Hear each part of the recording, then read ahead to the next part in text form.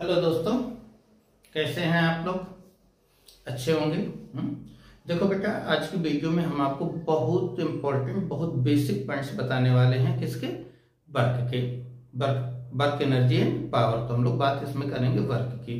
Work का basic concept actually क्या है और हम लोग उसको कैसे यूज करते हैं, ठीक, उसके बारे में हम लोग इस पर बात करेंगे। क्लियर बच्चों? चलो देखो, देर ना करते हुए हम लोग उस कंडीशंस को स्टार्ट करते हैं। देखो वर्क हम लोग कैसे देखते हैं। देखो यहाँ क्या लिखा, वर्क ऑफ कंसेप्ट। देखिए, वर्क सबसे पहले तो हमको ये देख लेना है कि वर्क होता क्या, एनर्जी है। बड़ा सोच में पड़ गए, सर ने कैसे बोल दिया वर्क एनर्जी है।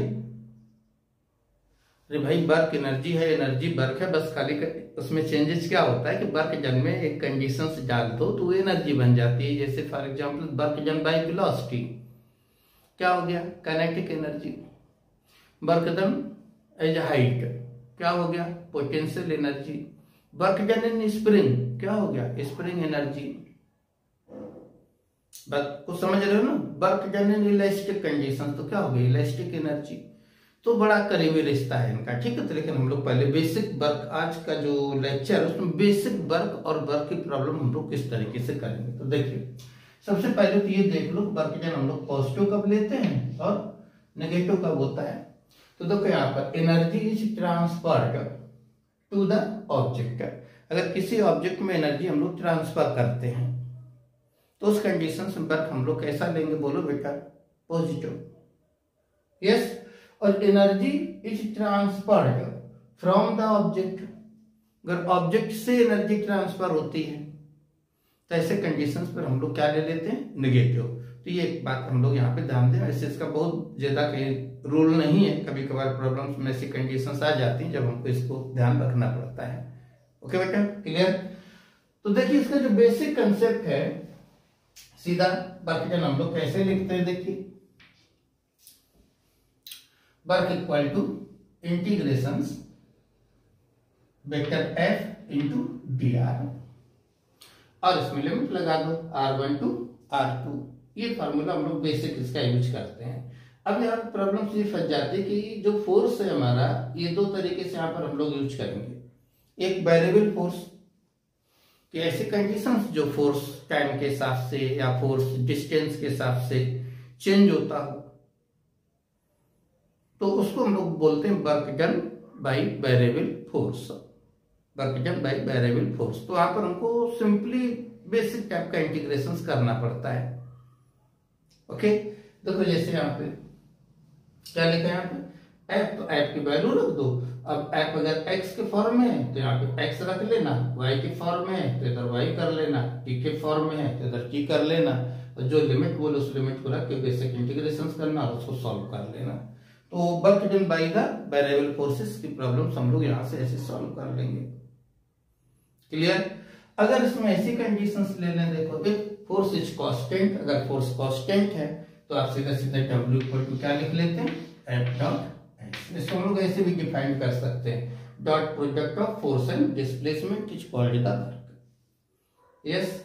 अब ध्यान ये रखना, अगर इसने इसकी जो पोजीशंस, ये S जो है वो पोजीशंस में दे दिया, पोजीशंस R1 से R2 पे जा रहा है, तो ये ध्यान रखना है यहाँ पर जो S हमेशा लिखेंगे, S वेक्टर जो लिखेंगे वो हमेशा R2 माइनस R1 लिखेंगे। हम लोग कैसा लिखते हैं, R2 माइनस R1 लिखते हैं। अब अगर इसका सीधा सीधा प्रोडक्ट करो तो क्या आ जाता है यहाँ पे, एफ कॉस थीटा। अब डिपेंड करेगा थीटा पे, कि अगर थीटा 90 हो जाए, थीटा यहाँ पे मान लीजिए जैसी कंडीशंस दी है, यहाँ थीटा इक्वल टू हम लोग अगर 90 यूज कर दें, यहाँ से वर्क डन कितना आ जाता है, बोलो बेटा? 0। ये भी बड़ी मजेदार बात है यहाँ पे। जैसे फॉर एग्जांपल्स कि फोर्स तुम्हारे सर के ऊपर, मान लो कोई बोझ मैंने रख लिया अपने सर के ऊपर, कोई वेट रखा है और हॉरिजॉन्टल हम लोग जा रहे हैं, तो साइंस क्या बोल रही है कि हम वर्क ही नहीं करते हैं। जैसे फॉर एग्जाम्पल समझ लो, मान लो हम कभी किसी रेलवे स्टेशन पे जाके उतरते हैं और बड़े बड़े से बॉक्स हैं हमारे पास, हमने क्या किया, कुली को बुलाया और बुला के उससे बोला भाई इसको हमको बाहर ले चलना है। कुली ने बोला ठीक है बाबू जी, चल देते हैं। उसने दोनों बॉक्स उठाए, बड़े बड़े अपने सर पे रख के लेके चल दिया, आपको प्लेटफॉर्म रेलवे स्टेशन के बाहर आके छोड़ दिया। और जब बाहर होकर छोड़ दिया तो बोलेगा भाई मेरी मेहनत पैसा, तो तुमने उससे बोल दिया क्या कहेगा पैसा? भाई आपने कुछ वर्क किया हो तभी तो हम आपको पैसे देंगे। क्योंकि उसने जो बॉक्स रखे तो वेट किधर जा रहा था, फोर्स किधर जा रहा था, डाउनवर्ड चल कैसा रहा था, हॉरिजॉन्टल। दोनों के बीच में कितना एंगल हो गया 90। तो साइंस क्या बोलती है? No work. तो नो वर्क तो नो पैसे। अब आप उसको समझाने लगोगे अगर क्या बोलो भाई फिजिक्स, तो आपको खुद ही मालूम कि आगे क्या होने वाला है। तो ऐसी कंडीशंस हैं, कुछ चीजें प्रैक्टिकल में और थ्योरी में थोड़ा डिफरेंस आ जाता है, ठीक है ना। ओके, थ्योरी बोल रही वर्क नहीं किया जबकि तो उसकी तो हालत खराब हो गई होगी, है तो ऐसे बहुत सारी कंडीशंस आ जाएंगे यहाँ पर। तो देखो इसके हिसाब से हम लोग इसको कैसे लिखते हैं, F cos theta into S. जैसे मान लो कोई बॉडी है जिसमें फोर्स हमने लगा दिया एफ किस एंगल पर, थीटा एंगल पर है, कितनी डिस्टेंस मूव कर जाता है एस, तो इसका कंपोनेंट ए लॉन्ग द ले लो इधर, तो एफ कॉस थीटा, तो इसको हम लोग इस तरीके से लिख लेते हैं। तो बात को समझ में आ रही है? हम यहाँ पे दो चीजें एक साथ यूज कर रहे हैं, एक वर्क इन कांस्टेंट फोर्स और एक वर्क बाय वेरिएबल फोर्स। तो वेरिएबल फोर्स में हमको बेसिक इंटीग्रेशंस की जरूरत पड़ेगी। क्लियर? अब देखो अगर मान लो कभी भी हमको ग्राफ मिल जाए, नेक्स्ट पॉइंट देखो इसमें समझ लो कि जैसे एफ वर्सेस एक्स, मतलब फोर्स वर्सेस डिस्टेंस, अगर हमको कभी कोई ग्राफ मिल जाए तो वर्क डन सीधा किसके इक्वल टू होता है? किसके इक्वल टू होगा? Area under the graph F x graph. तो हम लोग एरिया इस तरीके से डायरेक्ट लिख लेंगे यहाँ पे। अब ध्यान ये रखना, देखिए अगर ये एक्स एक्सिस के ऊपर है तो कैसा यूज करने को? पॉजिटिव। और इधर देखो ये पॉजिटिव, अगर एक्स एक्सिस के नीचे आ गया तो कैसा यूज करना हम लोग? नेगेटिव। ये बात आप ध्यान रखना यहाँ एरिया लिखते समय, नहीं तो फिर प्रॉब्लम्स हमारी गलत हो जाएंगी। ओके बेटा, क्लियर? तो देखो हम लोगों ने इसमें क्या सीखा कि वर्क डन वेरिएबल फोर्स कैसे लिखेंगे। Yes, work done constant force कैसे लिखेंगे, उसके पोजीशन वेक्टर को हम लोग कैसे यूज करेंगे। क्लियर? तो देखो इसी पे हमने एक छोटी सी एक दो प्रॉब्लम्स लिख के यहाँ पे रखी हैं। देखो एक ये प्रॉब्लम्स हमारे पास है, दिख रही होगी। An object is displaced from position A to position B under a constant force. तब पूछ रहा find the work done, find the work done. तो देखो कैसे सॉल्व करेंगे इसको हम, बिल्कुल बेसिक पॉइंट्स। आज जो पहला लेक्चर इसका वर्क पावर एनर्जी का हम लोग बना रहे हैं उसमें बेसिक हम खाली दो पॉइंट्स आपको बता रहे हैं, वेरिएबल फोर्स को कैसे यूज करना है और कांस्टेंट फोर्स को कैसे यूज करना है। देखो कैसे प्रॉब्लम्स करते हैं यहाँ पे।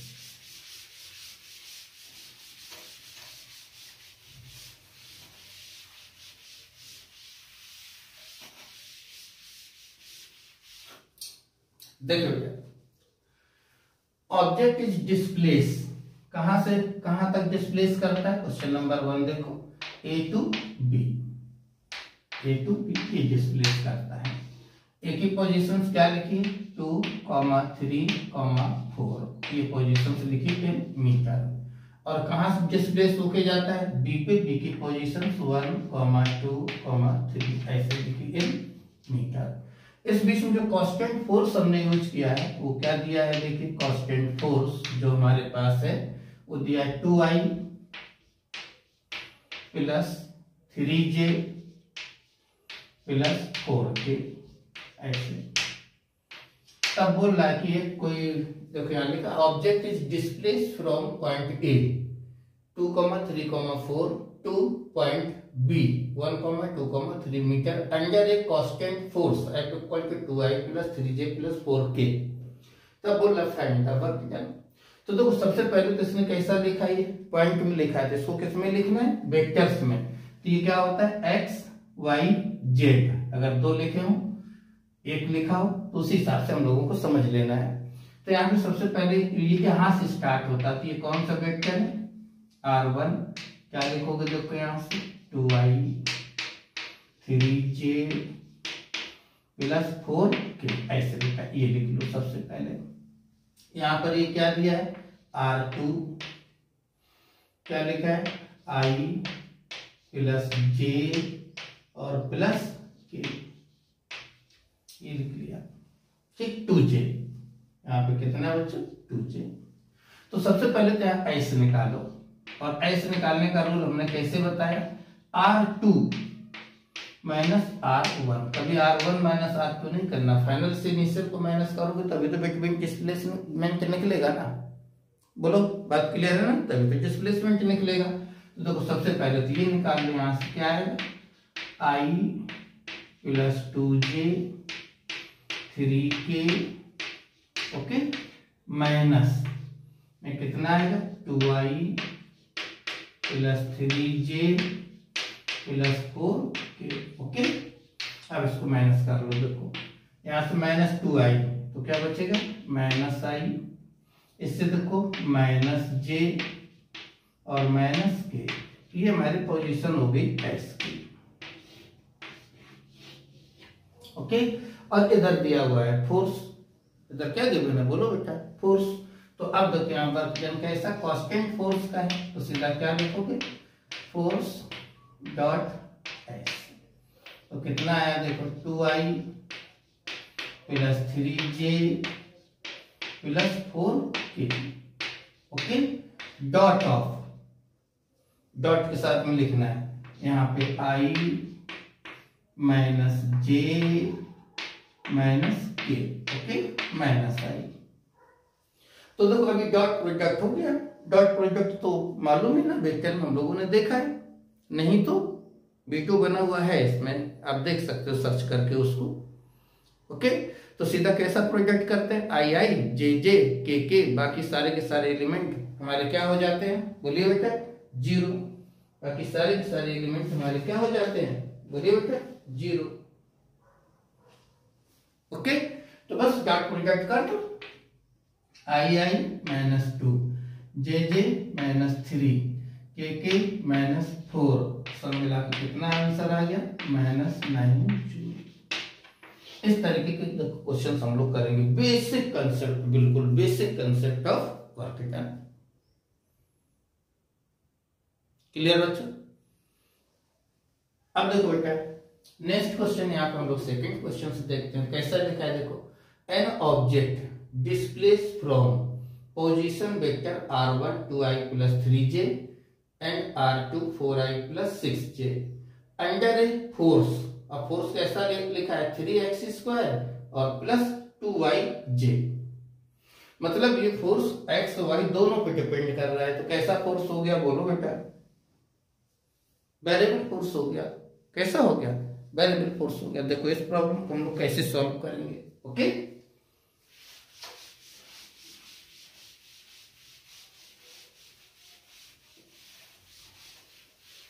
देखो प्रॉब्लम्स को शुरू करने से पहले हम लोग यहाँ पे एक छोटी सी बात देखते हैं। देखो जैसे वर्क हमने यहाँ पे कैसे लिखा था, देखिए कंसेप्ट में ऐसे r1 वेक्टर r2 और इधर हमने क्या लिखा था f इंटू डी आर ऐसे लिखा था। तो सिंस यहाँ f की मैक्सिमम वैल्यू क्या हो सकती है, f की मैक्स वैल्यू क्या हो सकती है, देखो ऐसे F x i F y j plus F z k, ये हो सकती है। Yes clear. ठीक, थोड़ा अपडेट वर्जन इसका, वीडियो को पूरा देखिए भाई, तभी इस जो बेसिक कंसेप्ट ऑफ वर्क है वही कंप्लीट हो जाएगा। इस टाइप के हम 2 टाइप के क्वेश्चन यहाँ पे आज सीखने वाले इस लेक्चर में, variable force and constant force okay okay. और यहाँ पे जो डी आर है, डी आर की मैक्सिमम वैल्यू हम लोग कैसे लिख सकते हैं डी एक्स आई plus D Y j plus Z के, ऐसे लिख सकते हैं। अब अगर इन दोनों के डॉट प्रोडक्ट कर दो, देखो यहां से डॉट डी आर, तो देखो क्या बनता है I I F X into D X plus F Y into D Y plus F Z into D Z, ऐसे बेटा। तो इस तरीके का हम लोग को फिर यहाँ पे इंटीग्रेशन इसका करना पड़ेगा। क्लियर। तो ये भी देखो, और फिजिक्स में कई जगह हम लोग इस तरीके के कैलकुलेशंस यूज करते हैं, बहुत जगह है, इलेक्ट्रोस्टैटिक में यूज करते हैं, ऐसे बहुत सारी कंडीशंस आती है जहां पर हम लोग को इस तरीके के कैलकुलेशन की जरूरत पड़ती है। तो ओके, अब देखो हम लोग शुरू करते हैं अपनी प्रॉब्लम्स में इसने R1 पहली पोजीशंस क्या दी है, R1 2i प्लस 3j दिया है, एंड R2 बहुत अच्छे से है, R2 कितना दिया देखो यहां से 4i प्लस 6j दिया है, एंड फोर्स इसमें लिखा है 3x स्क्वायर, देखो यहाँ चेंज हो रहा है, x बदलेगा तो फोर्स बदलेगा, ओके, प्लस 2yj ये दिया। अब इसमें डिफरेंस हो सकता था, इधर ij jk है, इसमें भी चेंजेस कर सकता था, इसके साथ सारे वेरिएबल x y के फॉर्म में लिख सकता था, इधर y z के फॉर्म में लिख सकता था। अब थोड़ा अपडेट तो हमको प्रॉब्लम के हिसाब से होना पड़ता है, क्लियर। तो दो कैसे इस प्रॉब्लम को सॉल्व करेंगे हम लोग, लुक हियर, यहाँ पे dw या w इक्वल टू कैसे लिखते हैं, f इंटू dx, ओके, और यहाँ क्या लगाएंगे इंटीग्रेशन R1 और R2, यस। तो देखो ये कंसेप्ट हमारे यहाँ बन के तैयार हुआ है, क्योंकि इंटीग्रेशन हमको यहाँ पे करना है। तो देखो इसको कैसे लिखेंगे बच्चों,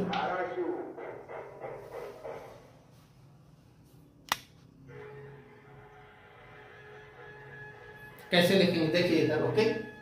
तो पहले फोर्स क्या दिया है यहाँ से, integration 3x square i,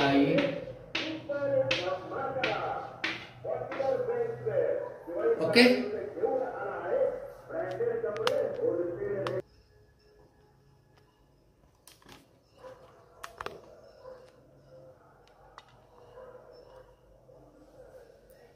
okay बेटा। अब देखिए यहाँ पे हमको ये फोर्स की वैल्यू तो हमने लिख लिया, अब किसकी वैल्यू लिखनी है यहाँ पे बोलिए बेटा, अब वैल्यू लिखनी है हमको dx की। तो dx की वैल्यू कैसे लिखेंगे, तो कैसे dx i dy j plus dj k, ऐसे। चाहो तो इस तरीके से नहीं, तो ये हमने यहाँ पे लिख के रखा है, आप कह रहे हैं कैसे लिख करके हम इसका यूज कर सकते हैं, ओके। तो यहाँ देखो आई का मल्टीपल होगा, जे का मल्टीपल होगा, और के सीधा हमारे पास क्या हो जाएगा बोलो 0, क्योंकि यहाँ पर के नहीं है। तो यहाँ पर क्या रख लूं R1 और R2, ओके। तो देखो यहाँ से क्या होगा, इन दोनों को प्रोजेक्ट करो, integration 3x square into dx plus 2, बड़े ध्यान से बेटा ये बहुत इंपॉर्टेंट पॉइंट्स है। और यहाँ पर लिमिट देखो कैसे दी है इसने, पहले 2,3 है, इसको भी आई जे क्योंकि 2,3, और इधर 4,6 ऐसे हम लोग लिमिट रख लेंगे। अब इसका बेसिक इंटीग्रेशन कर लो, बेसिक इंटीग्रेशन देखो कैसे हो जाता है यहाँ पे इंटीग्रेशन इसका, देखिए इधर आ जाएगा 3 और x स्क्वायर का क्या करना हम लोगों के यहाँ पे इंटीग्रेशन, तो इधर आ जाएगा देखो 3x³ 3 प्लस 2y² 2, और कैसे लिमिट रखना है यहाँ पे 4,6 एंड 2,3, ऐसे लिमिट पुट कर लो। अब देखो यहाँ से 3 से 3 कैंसिल, 2 से 2 कैंसिल, ओके। अब ये लिमिट रख के यहाँ पे इसको कैलकुलेट कर लो, आंसर हो जाएगा। तो क्या बन गया यहाँ से देखिए x³ प्लस y², और लिमिट में क्या है यहाँ पे 2,3। अब देखो लिमिट भी सीखो यहाँ पे कैसे रखते हैं, तो पहले कौन से डाटा पुट करेंगे ऊपर वाले, फिर माइनस करके हम लोग कौन से रखेंगे नीचे वाले। तो देखो यहाँ पहले कितना रखोगे 4² प्लस क्यूब 6² इन 1 ब्रैकेट माइनस, अब इसको रखो यहाँ पे 2 का क्यूब प्लस 3 का स्क्वायर। तो इधर कितना बन गया देखो, 4 चक्कू 16 चक्कू 64, 64 प्लस 36 माइनस यहाँ पे 4 नहीं 8 है प्लस 9। तो ये वैल्यू कितनी हो जाती है 100 माइनस 1783 जूल हमारा काम आ जाएगा। तो इस तरीके से हमारे कैसे रहेंगे बेटा कि जब फोर्स हमारा वेरिएबल करे तब हमको इस तरीके से सॉल्व करना पड़ेगा। क्लियर बच्चों? यस। अब देखो बेटा, तो इसके कैलकुलेशंस पैटर्न भी ध्यान देना, हम लोग किस तरीके से इसका यूज करते हैं। अब देखो तीसरी प्रॉब्लम हमने ग्राफ वाली ली है। तीसरी प्रॉब्लम कैसी है, कौन सी है? देखिए ग्राफ वाली प्रॉब्लम्स बनी हुई है, फोर्स वर्सेस डिस्प्लेसमेंट है और क्या पूछ रहा है, वर्क डन। देखिए इसको भी सॉल्व करते हैं हम लोग।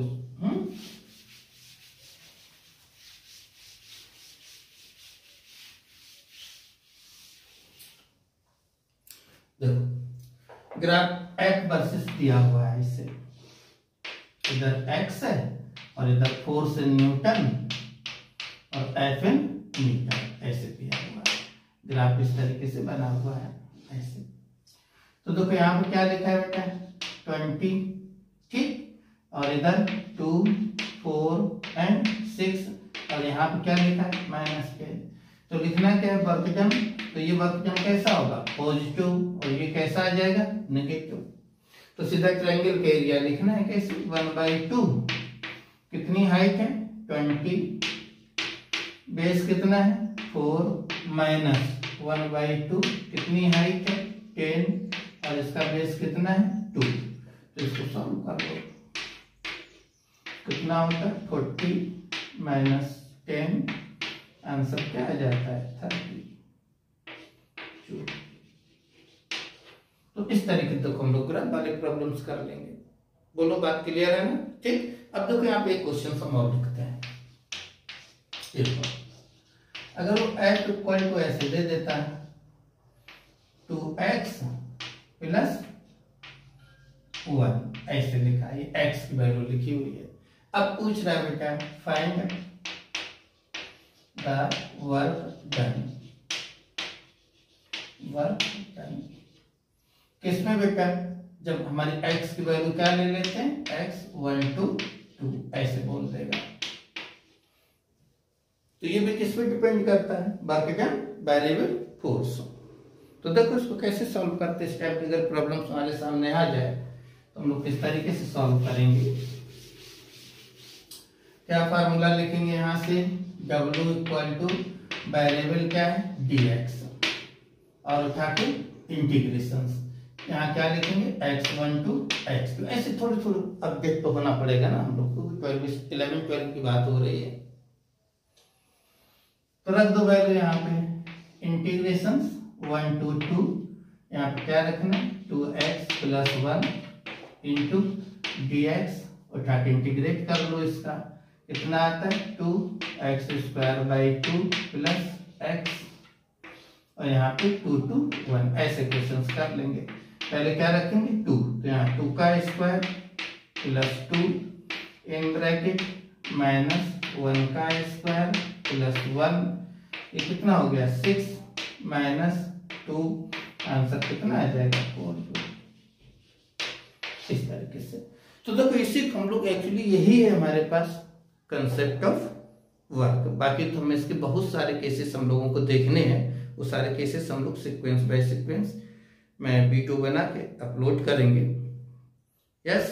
तो हमको उम्मीद है कि आज जो भी हम लोगों ने बातचीत की है simple variable force and constant force की प्रॉब्लम हम लोग किस तरीके से करेंगे वो आप लोगों को अच्छे से समझ में आया है, ठीक आया होगा। और अगर आपको वीडियो अच्छा लगा है तो चैनल को सब्सक्राइब जरूर करें और अपने दोस्तों से भी करें। और हम मिलते हैं नेक्स्ट वीडियो में इसके अपडेट वर्जन के साथ। बाय।